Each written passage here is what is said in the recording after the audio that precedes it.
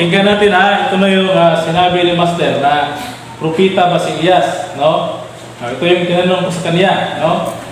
Kaya sinapawan niya ng pangalipusta, tapos binalikan ko, no? Binalikan ko. Hindi ako. Diba, nakita niyo, nakinig siya, no? Ready siya para makinig. Tingnan natin. Tingnan natin. Ano ba tanong? Ano ba ang tanong? Ano ba tanong? Ano ulit? Ikaw ba na Hindi. propeta? Hindi. Si, umiwas! Halatang mga kapatid, na umiwas siya, sabi niya, ano ba ang tanong? Ulawan man siya. Tinanong ko, ikaw ba ang propeta? Tapos bigla siya nagsabi, hindi, kaya kinokontrol niya ang mulyo.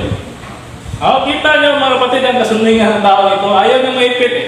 Ano ba ang tanong? Balikan natin ulit ha, balikan natin ulit. Sana yun? Ito na.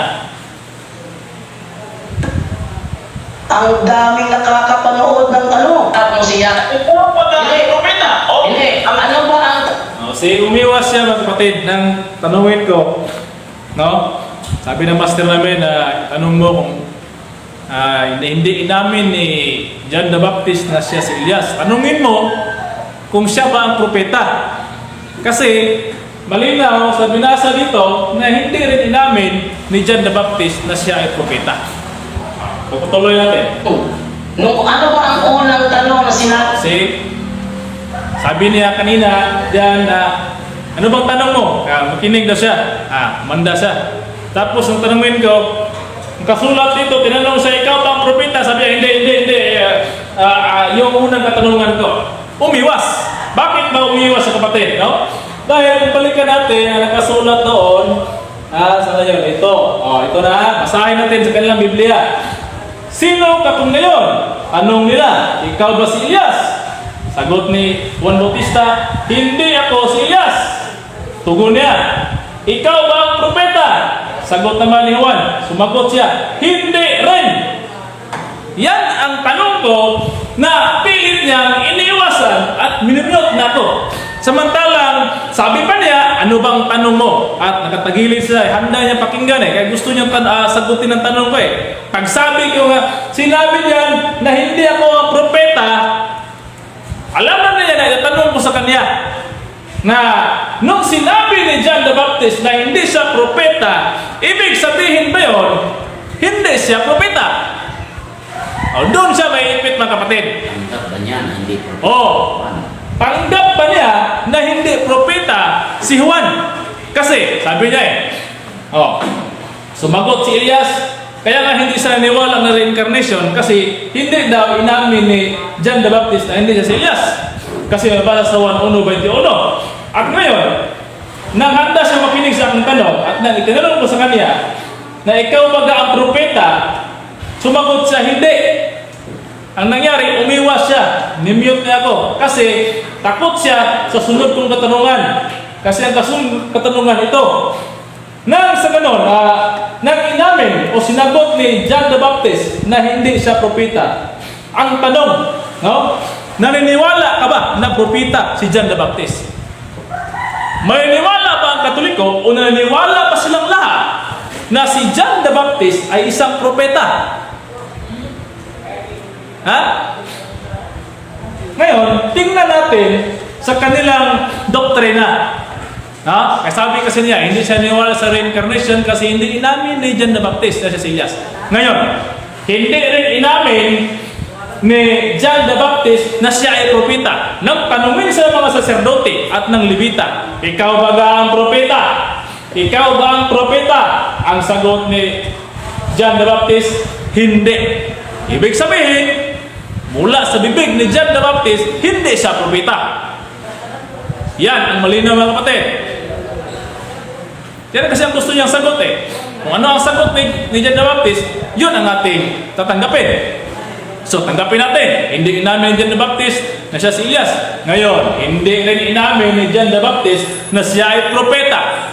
Bakit tinanggap sa inyong simbahang Katoliko, sa inyong katikisem, na si John the Baptist ay propeta? Basahin natin sa inyong katikisem. Tingnan natin dito mga kapatid ang kanilang ginawa. Ang dami nakakapanood. Dami nakapanood talaga. basahin natin dito. Ni-search ko dito sa catholicspirit.com. Sinabi dyan, St. John the Baptist, the forerunner prophet. Forerunner, siya yung nauna. Siya yung forerunner prophet. Sa sunod dito, basahin natin sa sunod na slides. Ito na. Palakihin natin ng konti. Basahin natin ang website dito. CatholicCatechism.com. Meron mga pages CCC 408, 438, 486 dito sa CCC 523. Ating basahin, palakihin natin na mabuti itong binulugan ng pula. Basahin natin kung ano sa akala nila o ano talaga ang paniniwala ng Catholic kay John the Baptist. CCC 528. St. John the Baptist is the Lord's immediate precursor or forerunner sent to prepare His way. Prophet of the Most High. Ano raw mga kapatid sa kanilang Catholic Catechism sa page sa CCC 523? Parang article nila sa CCC 523. Basahin natin ulit. St. John the Baptist is the Lord's immediate precursor or forerunner sent to prepare His way. Prophet of the Most High. Yan ang nakabubo ni John Do Labado, mga kapatid. Yan ang nakabubo nila, no? Iniiwasan niya dahil alam niya kung tatanungin ko sa kanya na propeta ba si Elias, bakuti sa doon. Kasi pagsasabihin niyan, hindi propeta si Elias, kasi yan, hindi propeta si Juan, kasi inamin ni John the Baptist na hindi siya propeta. Kapag sasagutin niya na hindi propeta si Juan, ang kaniyang sinasalungat, ang kanilang doktrina sa Catechism, pati Biblia, kasi sa Lucas 1:76, mababasa natin na propeta talaga si John the Baptist. Basahin natin sa Lucas 1, versikulo 76. Oo, at ikaw sanggol, tatawagin kang propeta ng kataas-taasan. Yan ang sabi, Prophet of the Most High. Ito yung kinukot ng kalang Catechism, Lucas 1:76. Sapagkat magpapauna ka sa unahan ng mukha ng Panginoon upang ihanda ang kaniyang mga daan. Ito si Juan Bautista ito, no? Na mauuna siya sa unahan ng mukha ng Panginoon. Ikaw, sanggol, tatawagin kang propeta ng kataas-taasan.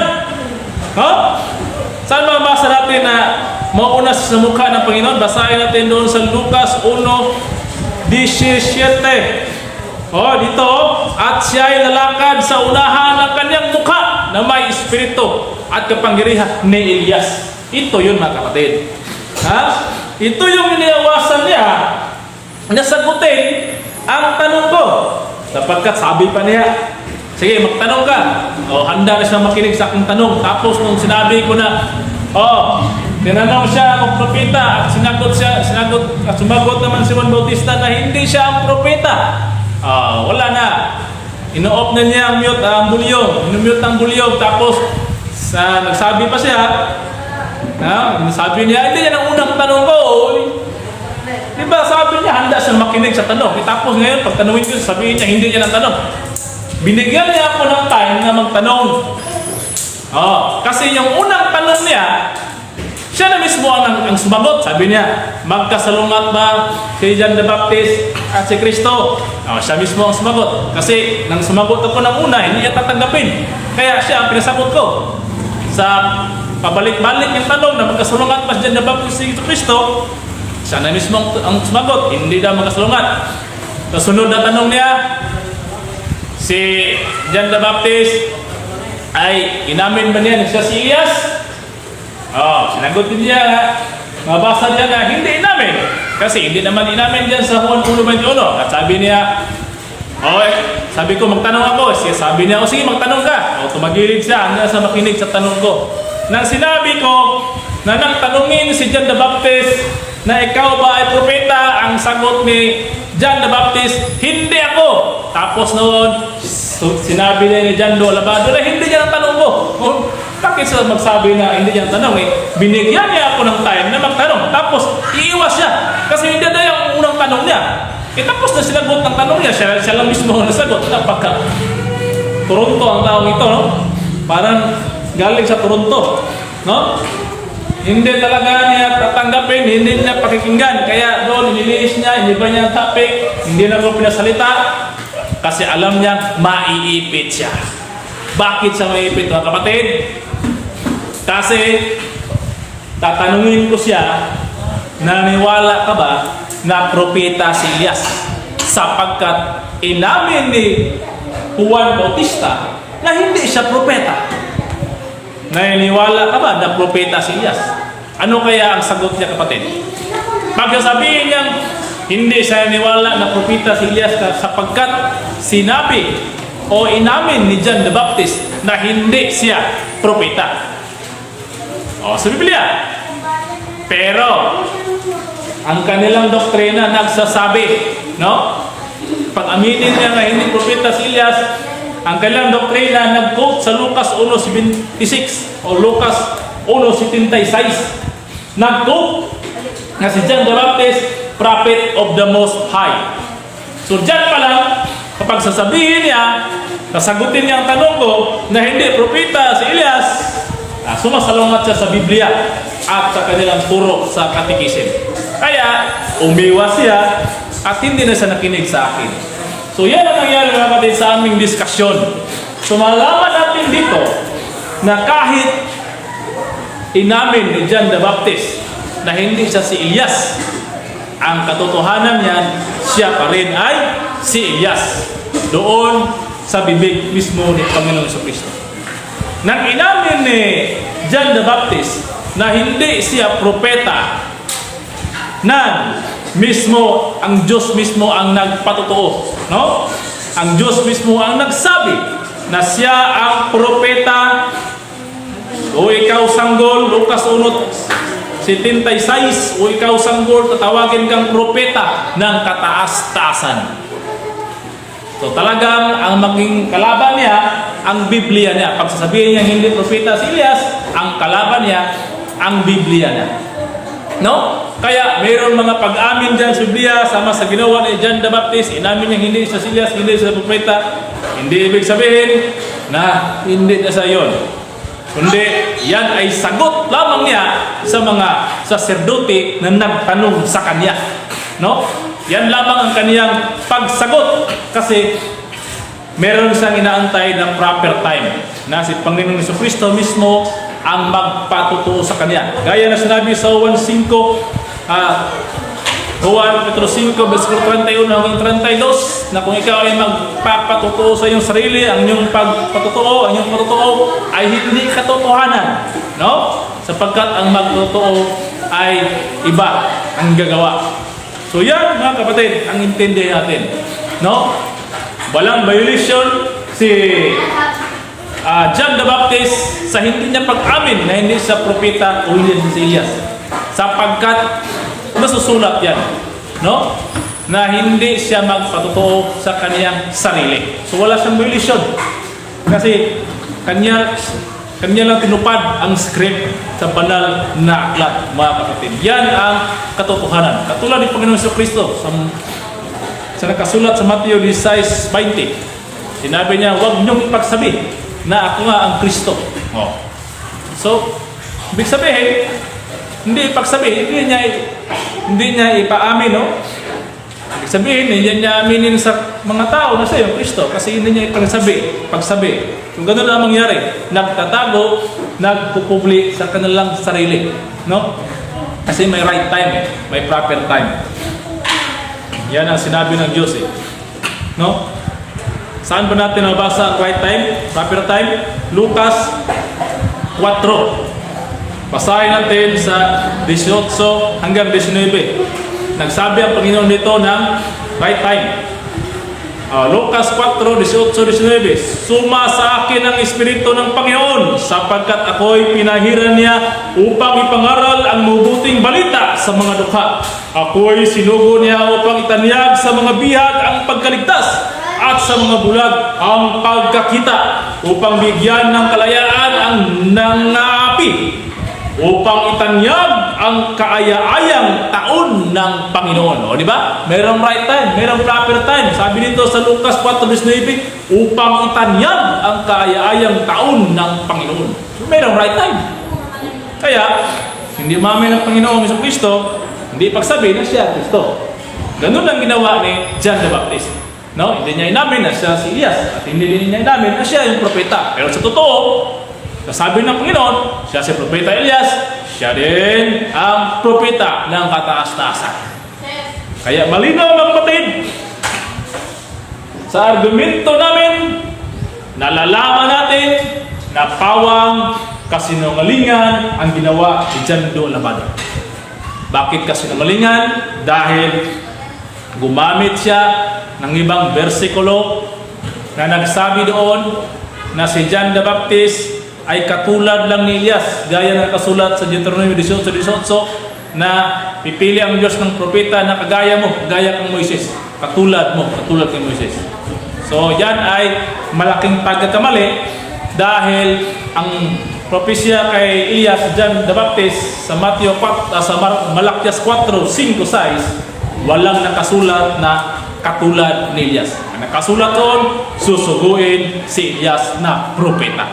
Kaya, napakalaking kasinungalingan ang ginawa nila na katuruan sa mga tao na gagamit ng ibang bersikulo upang paniwalaan na si John the Baptist ay katulad lang ni Elias. Gumamit ng ibang bersikulo, gumamit sa panahon, gumamit kay Moises. Samantalang iba ang sa Malakias 4:5, walang kasulat na katulad. Gumamit din siya ng Biblia, ng kanilang Biblia, magandang balita Biblia, mayong balita Biblia, which is imprimatur. Imprimatur kasi, yan kasi ang opisyal na Biblia na gagamitin sa kanilang mga tao, sa kanilang simbahan. Yun ang kanilang tinatawag natin opisyal na Bible, o recognized Bible. Yan ang imprimatur. Recognized Bible by the Pope, na yan ang kanilang babasahin kapag sila ay mabasa ng Biblia. Yan ang babasahin nila, imprimatur Bible. Hindi sila mabasa ng King James Version, kasi ang King James Version taliwas sa kanilang mga aral. Bakit taliwas? Samantala itong King James, ito yung translation mula sa Greek. Tapos sa kanila nagawa silang sariling Bible, imprimatur. Ang kaibahan ito sa Lucas 1:17, ang nakasulat dito ay, "At siya lalakad sa unahan ng kaniyang mukha na may espiritu at kapangyarihan ni Elias." Pero sa kanilang Bible, ito ang nakasulat, "At siya lalakad sa unahan ng kaniyang mukha na may espiritu at kapangyarihan katulad ni Propeta Elias." Ganun ang nakasulat sa kanilang imprimatur na Bible. Meron ng katulad. Samantalang sa Bible at King James, sa Lucas 1:17, wala nakasulat na katulad ni Propeta Elias. Yan talaga si Propeta Elias, John the Baptist. Ngayon, yan ang mga patutuo niya. Tapos gumamit siya, mas nakabase siya sa mga Bible scholars, sa mga history. Hindi siya nakabase sa kung ano yung pangyayari sa banal na aklat. Mas naniwala kaya sa Hinduism, ibig sabihin daw ng reincarnation ay ang espiritu ipapanganak muli sa pamilya, o yung masama ipanganak doon sa hayop. Kung naniwala siya doon, samantala ang kanyang simbahan hindi naniwala na ang espiritu ay ipapanganak sa hayop. Bakit siya nag-base doon? No? Walang alam ng tao ito. Mahilig lang sa tawa-tawa, mahilig sa pangalipusta na wala namang katuturan o walang saysay. So dito nalaman natin ang kanyang mga strategy sa kanyang programa na bias, no? Mahilig sa mag-mute, no? Hindi katulad ng ibang mga sikti sa kanilang live na hindi nag-mute. Nayaan niya ang tao magsalita kahit magsalungat sila. Kasi sa dulo naman yan ay magkaintindihan naman eh. Meron naman na yung exchange of ideas. Hindi kasi may waksin, merong sagot-sagutan, no? Merong insertion. Ganun talaga. Kapag magkaroon na ng debate. Kaya hindi naman debate ang namin ginawa eh. Sabi niya, discussion. Hindi naman debate kasi pag debate yun, merong moderator. Kaya wala naman moderator. Siya lang ang tanong. No? Kaya, ang sabihin niya, straight to the point, sabi niya 1 + 1 = 2, dapat mathematics ang kanyang programa. Sabihin niya, nagtanong siya ng 1 + 1 tapos isagot araling panlipunan. Talaga naman eh. Hindi siya nagtanong sa akin ng 1 + 1. Sagutin ko ng 2. Hindi. Ang topic namin is more on history sa Biblia. Kay Jesus Christ, kay John the Baptist, historian. No? That is history. O dapat, yan ang senaryo. Hindi mo sabihin 1 + 1 = 2. Dapat, natural na meron mga premise. Merong pagpatatag sa iyong tanong. Meron kang isalita, background, introduction, ganun yan. Kaya medyo mababa talaga. Tulad sa debate. Kahit sagot na yes or no, meron pa lang niyang premise, yung sagot. No? Ganun yan. Oo, hindi. Sagot ka ng oo, meron kang explanation. Sagot ka ng hindi, meron kasunod na explanation yan. Ganun yan. Ganun dolbado. Wala ka palang alam sa debate eh. O, ganun yan mga kapatid, no? So, nasagot ko na yung kalawang video namin. So, yun ang pagpapatunay na totoo yung reincarnation sa panahon ni John the Baptist na pinatutunayan ni Panginoong Jesucristo. So, maliwanag na kapatid, kasi doon sa unang video namin, ito yung naging sentro, no? Ang resulta noon ay nakapurpose na sa reincarnation. Kaya dito na, nilinaw na, tinalakay na, yung discussion. Kaya, ito yung punto na hindi niya kayang i-mute, no? Ito yung talakayan kung saan hindi na niya kayang i-mute ang aking mga sagot at katanungan. Kasi ako na ang may hawak ng video ito. Kaya, yan do labado, makinig ka na lang. Kayo mga Katoliko dyan, makinig na lang kayo. Kasi dito nyo alaman ang kanyang kasinungalingan, inyong turo na may mali. At dito nyo maintindahan na meron talagang reincarnation sa panahon ni John the Baptist, panahon ni Panginoong Jesucristo, nakatuparan sa Malakias 4:5-6 na si Elias na paririto, siya ay si John the Baptist. Maraming salamat. God bless us all.